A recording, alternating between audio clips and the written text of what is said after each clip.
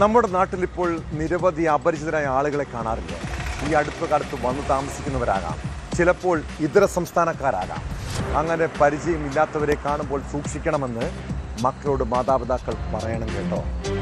ദുഷിച്ച മനസ്സോടെ കുട്ടികളെ നോക്കുകയും ലൈംഗികമായി അവരെ ഉപദ്രവിക്കുകയും ചെയ്യുന്നവരുടെ കാര്യമാണ് പറയുന്നത്. ഇടുക്കി ഉടുമ്പൻചോലയിൽ സംസാര വൈകല്യമുള്ള പെൺകുട്ടിയെ പീഡിപ്പിക്കാൻ ശ്രമിച്ചത് ഇതര സംസ്ഥാന തൊഴിലാളിയാണ്. കേസിൽ മധ്യപ്രദേശ് സ്വദേശിയായ റിമുവിനെ പോലീസ് അറസ്റ്റ് ചെയ്തു. ഇയാൾക്കെതിരെ പോക്സോ വകുപ്പ് ചുമത്തിയാണ് പോലീസ് കേസെടുത്തിരിക്കുന്നത്.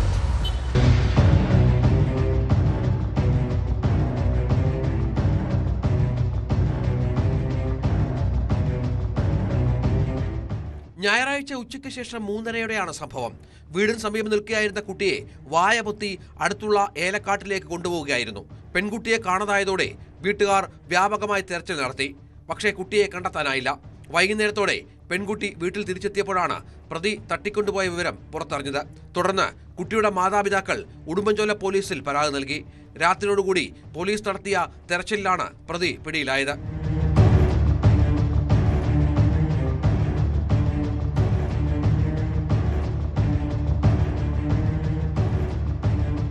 മധ്യപ്രദേശ് സ്വദേശിയായ റിമു 8 മാസം മുൻപാണ് ഉടുമ്പൻചോലയിലെത്തിയത്.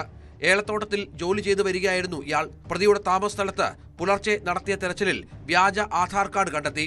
4 മാസങ്ങൾക്ക് മുൻപ് മാനസിക വെല്ലുവിളികൾ നേരിടുന്ന ഒരു പെൺകുട്ടിയെ ദുരൂഹ സാഹചര്യത്തിൽ സമീപത്തുള്ള ഏലത്തോട്ടത്തിൽ മരിച്ച നിലയിൽ കണ്ടെത്തിയിരുന്നു. അന്നും 4 ദിവസങ്ങൾക്ക് ശേഷമാണ് മൃതദേഹം കണ്ടെത്തിയത്. ആ സംഭവവുമായി പ്രതിക്ക് ബന്ധമുണ്ടോ എന്നും പോലീസ് അന്വേഷിക്കുന്നുണ്ട്.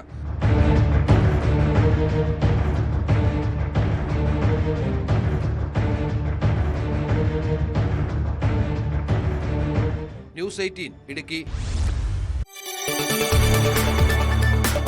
കൂടുതൽ വാർത്തകൾക്ക് news 18 Keralam YouTube channel subscribe ചെയ്യുക.